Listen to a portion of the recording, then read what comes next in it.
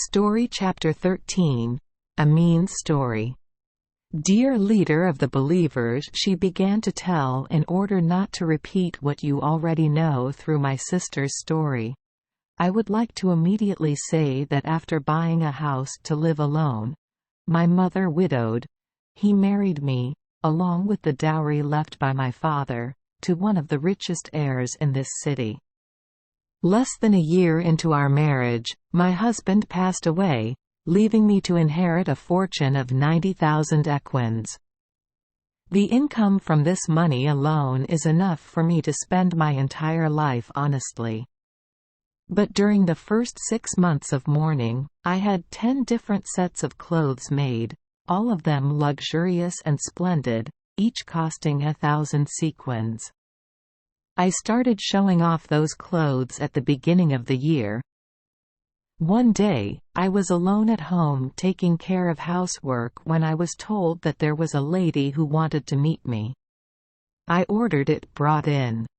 It was a very old lady. She kissed the ground to greet me and said to me in a kneeling position, "Dear lady, please forgive me for daring to bother you." Faith in her goodness made me bold. "Dear respected lady, I would like to say that I have a fatherless daughter who has to get married today, and my daughter and I are both strangers and do not know anyone in this city." That confused us because we wanted to show the large family that would be our in-laws that we were not poor people but also had capital. "Therefore, kind lady, if you could come to my daughter's wedding, we would be most grateful. The ladies of my hometown will no longer consider us miserable people when they see that a noble person like you has condescended to give us such a great honor. But if you refuse my request, then alas! We will be extremely miserable, because we will no longer know who to rely on." The poor old woman cried as she spoke. I couldn't help but tell her, "Mom, you shouldn't be too sad. I am ready to please comply with your request. Please tell me where I have to go, I just need time to dress a little neatly." Hearing that, the old lady seemed happy and suddenly quickly hugged and kissed my feet, making me unable to stop her. "Good lady," the old woman stood up and said, "God will reward you for your kindness to your servants and will satisfy your 8 hearts as you have satisfied ours. I don't have to worry about you having to work hard. You just need to come to me this afternoon and that's enough, and at any time I will ask to come pick you up later." "Goodbye, ma'am," added the old woman. "Nice to meet you again." As soon as the old lady left, I chose to wear the outfit I liked best, with a string of pearls as a necklace, with the most beautiful and shiny diamond ring and earrings. I have a feeling something will happen to me.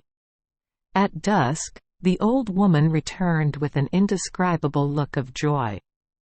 She kissed my hand and said, "Dear lady, my son-in-law's relatives, all of the famous ladies in this city, have gathered. You can come anytime, I'm always ready to be your guide. We're on our way right away." She went first, I followed, accompanied by a large number of cleanly dressed slaves. We stopped in a spacious street, recently swept and watered, in front of a large gate with a lantern illuminating it. On the gate, I read the following golden lettering: "This is the eternal abode of endless pleasure and joy." The old woman raised her hand to knock on the door and the door opened immediately. I was led to the end of the yard into a large room and was greeted by a beautiful young woman I had never seen before.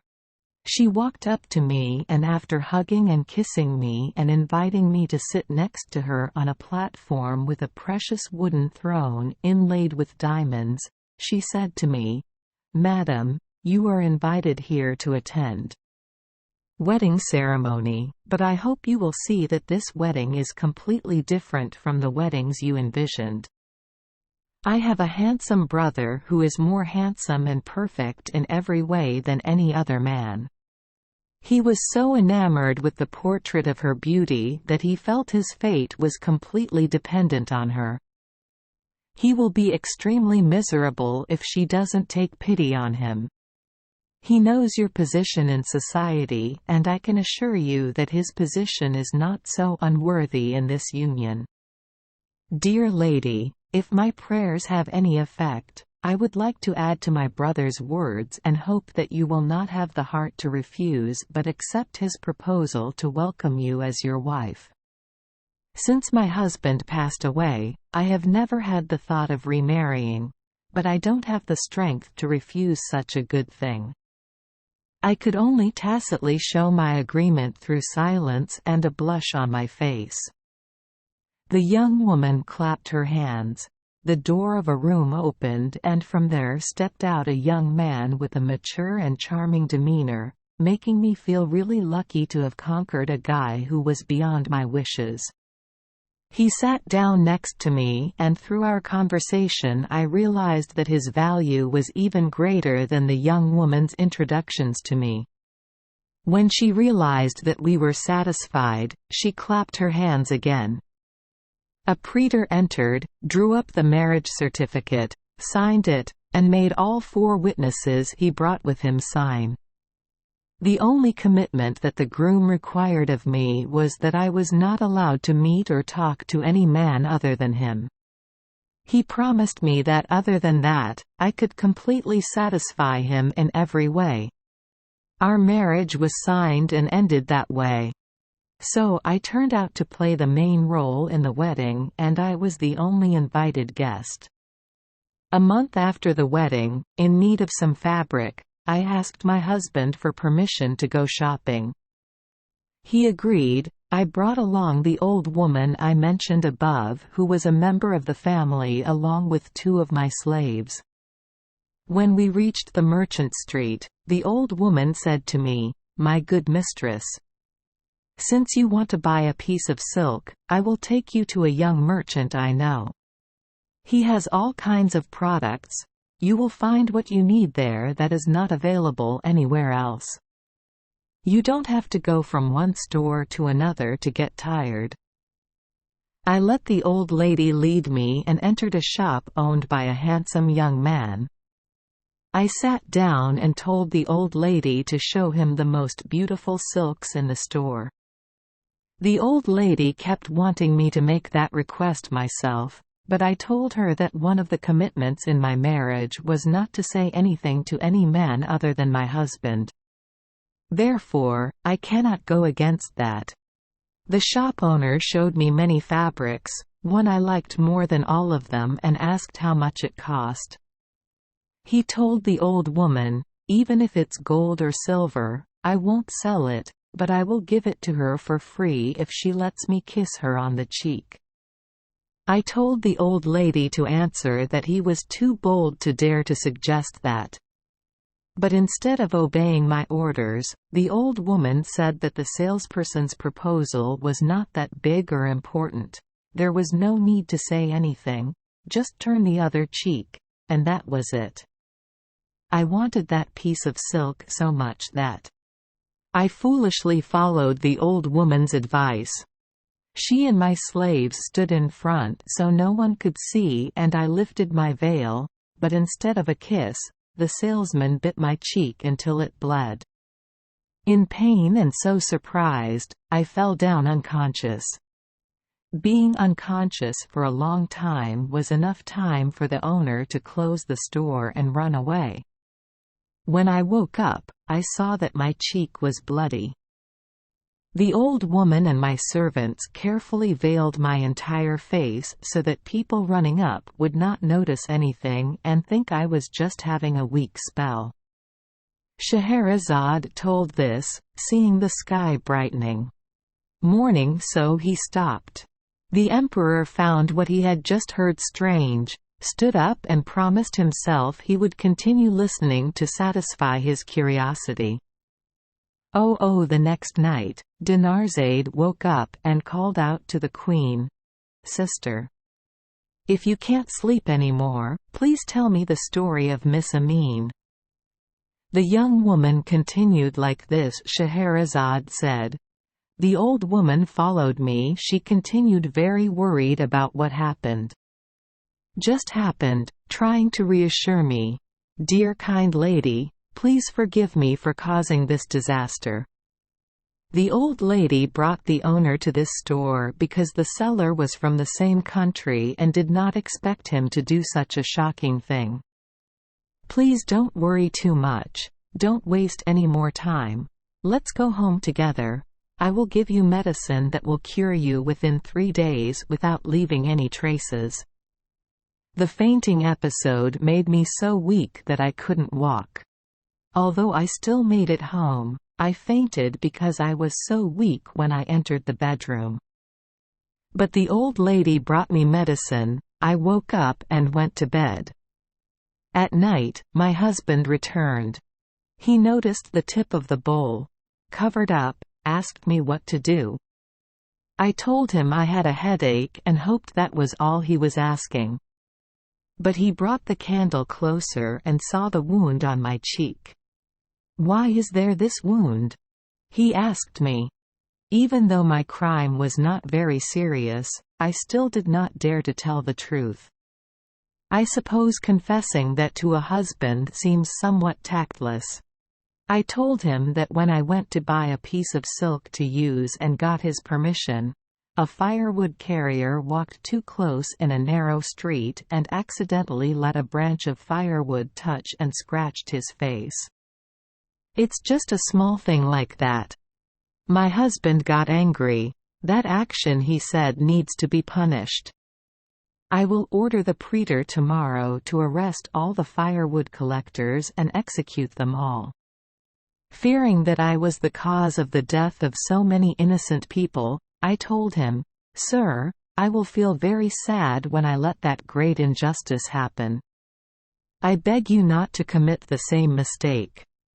I will never be forgiven if I cause this misfortune. Then tell me honestly," he said, "what should I think about your wound?" I told him it was due to the carelessness of a broom salesman riding behind me on a donkey. This guy looked the other way, so the uncontrolled donkey nudged me, causing me to fall and hit my cheek against a piece of glass.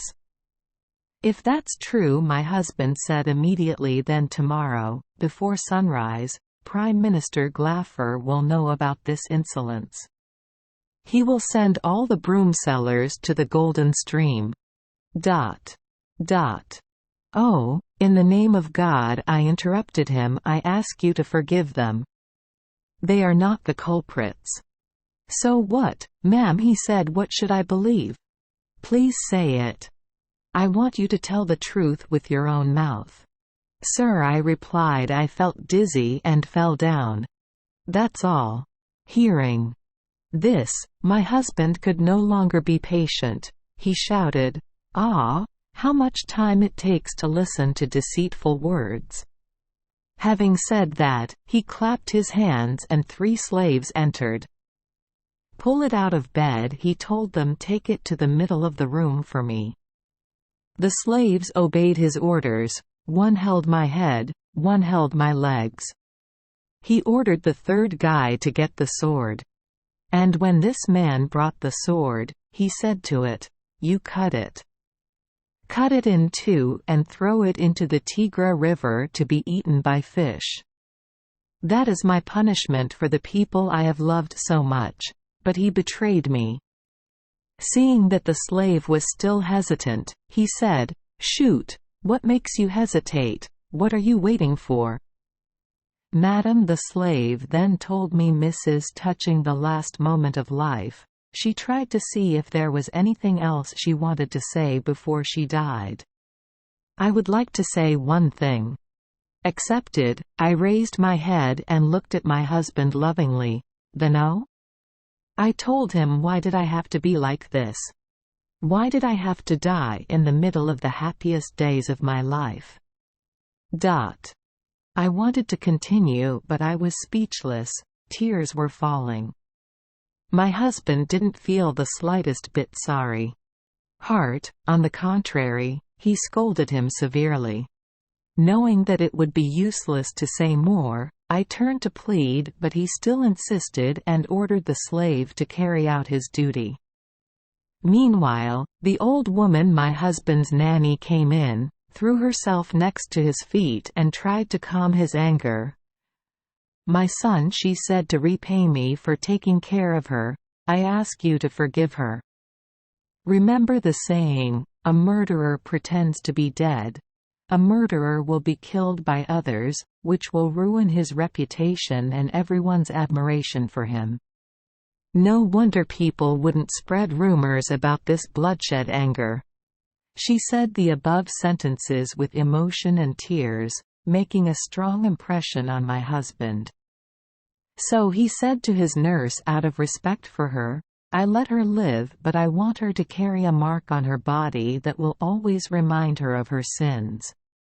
Having finished speaking, a slave, following his orders, spread his wings and whipped my sides and chest with a whip with many bends, cracking my skin. I fainted and didn't know anything anymore. After that, he captured the slaves, minions of his anger, and threw me into a house, where his old nurse took good care of me. I was bedridden for 4 months. I eventually recovered, but the scars that Your Majesty saw yesterday due to my carelessness still remain to this day. When I could walk and go outside, I wanted to return to my husband's house first, but saw that there was only an empty lot left. My second husband, in a fit of rage, not only demolished but also leveled the entire street where my house was located. That violence is truly unprecedented, but who can I sue? The person who caused this has tried to hide his name, so how can I know clearly? And even if I knew who he was, wouldn't I also know that this way of treating me comes from an absolute authority? So do I still dare to sue? Confused, miserable, having lost everything, I came to ask for help from my dear sister Zobeide, whom Your Majesty has just heard tell about her service to you. And I told her all about my trouble. She happily welcomed me with her usual kindness and encouraged me to patiently endure. "That's life," Sister Zobeide said. "Usually it deprives us of wealth or friends or people we love, and always everything at the same time. And to prove what I just said, I told. Tell me about the death of the young prince due to the jealousy of your 2 sisters." She also told me why these 2 sisters turned into dogs. Finally, after showing her deep intimacy with me, she introduced her youngest sister, who also came to her after our mother passed away. So, thank God, all 3 of us were reunited and decided together that we would never live apart from each other again. We have lived a peaceful life together for a long time. And since I'm the one in charge of the household expenses, I often enjoy being able to go shopping for things myself. Yesterday when I went shopping, I hired a porter to transport my purchases. Seeing that he was a smart and funny person, we agreed to keep him so we could have fun together. 3 ascetic monks also suddenly arrived at nightfall and asked us to let them stay until morning. We received them on a condition that they accepted, and after inviting them to sit at the table, they happily offered us a symphony in their own style, when in the meantime there was a knock at the door. These were 3 merchants in Mosul with a very gentle appearance who also asked us to stay temporarily like 3 monks. We also agreed to accept them under the same conditions. But then they are all the same. No one wants to respect that condition. However, although we are qualified and have full authority to punish them, we are only limited to forcing them to tell their stories one by one, and only taking revenge on them gently is to invite them to leave the house. Not allowing you to stay overnight as they requested. Emperor Harun al-Rashid was pleased to understand what he wanted to know and openly expressed his admiration and delight at the stories he had just heard. But, Your Majesty, here Scheherazade said, the sun has begun to rise and no longer allowed me to continue telling how the two female squid dogs were able to turn back into humans. Shahryar guessed that the next evening the queen would end the story of the 5 young women with the 3 ascetic monks. He stood up and let Scheherazade live until tomorrow. Before dawn, Dinarzade called to her, "Sister, in the name of God, if you can no longer sleep, please tell me how to do it. How could the 2 black dogs return to their original form, and what about the 3 ascetic monks?" "Rest assured," Scheherazade said, "I will satisfy your curiosity right now." Then turning to Shahryar, she continued as follows. "Your Majesty, having satisfied your curiosity, the Emperor wishes to show his authority and generosity to the monk princes and his generosity to the 3 young women. Without the intermediary of the Prime Minister, he himself said to Zobeide, 'Madam, the fairy first took the form of a snake and imposed on you a very harsh rule, including telling you your whereabouts. No, and do you promise to meet her again and dispel the magic for the 2 of you so that you can return to being human?' Dear leader of the followers," Zobeide replied, "I forgot to tell the king that the fairy had placed a small bundle of hair in my hand, saying that one day I would need it. Just take it out. 2 strands of hair, using earth fire. She will immediately appear even though she is on the other side of the Caucasian mountains." "So that bundle of hair," the emperor asked, "where is it now?" Zobeide then took out the bag that he always carried with him, took out the bundle with the hair, and gently opened the curtain to show it to him. Then the emperor said, "Let us summon the fairy here. There is no better time than now because we want it that way." Zobeide agreed. Fire was brought and Zobeide placed it on top of the bundle of hair.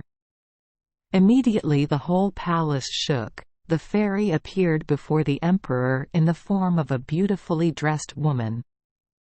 "Dear Commander of the Faithful," she said to the king, "you see, I am ready to receive your orders. The young woman who just called me on your Majesty's orders once saved my life. To repay that favor, I took revenge for her 2 sisters' inhumane crimes and turned them into dogs. But if your Majesty wishes, I will return them to their natural shape as before." "Oh beautiful fairy," said the emperor, "I really have nothing more happy.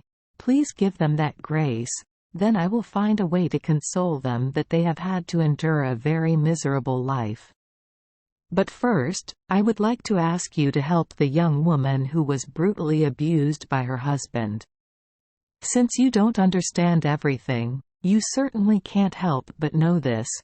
Please let me know clearly that this barbarian not only treated his wife so cruelly, but also very unfairly deprived him of everything.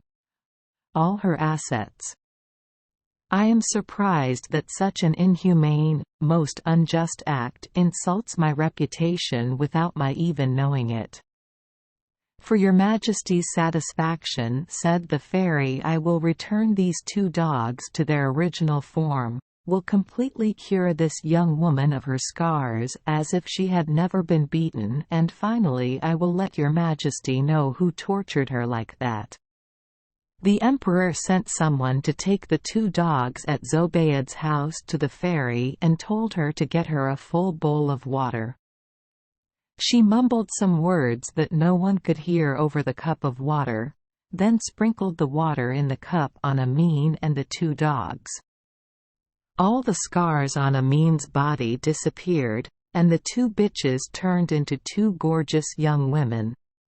Then the fairy told the emperor, "Dear Commander of the Faithful, Now I would like to reveal to your Majesty the nameless husband that your Majesty wants to know. That person is very close to your Majesty because he is Prince Amine, the eldest son of the biological brother of Prince Mamoun, his second son. Hearing rumors about the young woman's rare beauty, Prince Amine fell in love and tried every way to lure her home and marry her. Regarding the beating he ordered to beat her, in some ways, it can be somewhat forgiven. The woman his wife was a bit too accommodating, and her excuses might make people think she had committed a more serious crime than she actually did. That is all I can report so that your Majesty can clear up all your doubts." Having finished speaking, the fairy bowed to the emperor and disappeared. The emperor was extremely impressed and pleased with all the recent changes thanks to his intervention, and immediately took actions that people still talk about forever. First, he called Prince Amine, his eldest son, to tell him clearly that he knew of his secret marriage and to tell his son the real cause of the wound on her cheek. The prince did not wait for his father to tell him, he immediately accepted her. The emperor continued to declare that he would marry Zobeide as his wife and suggested that her other 3 sisters marry 3 monks as husbands, which they immediately accepted with deep gratitude. The emperor gave each person a magnificent castle in the city of Baghdad, promoted them to high positions in the country and allowed them to participate in court affairs. The first praetor of Baghdad was summoned with witnesses to draw up marriage certificates, and the famous Emperor Harun al-Rashid brought happiness to many people who had gone through many hardships, and was praised by everyone. Celebrate. It was not yet dawn when Scheherazade finished the story she had so many times had to give up midway. So now another story can begin. She turned to the emperor and said, ... Thank you for joining us for today's fairy tale. We hope these stories bring joy and meaning to your day. If you love our channel, please hit the subscribe button so you won't miss any exciting tales. Wishing you a good night and sweet dreams. See you in the next story.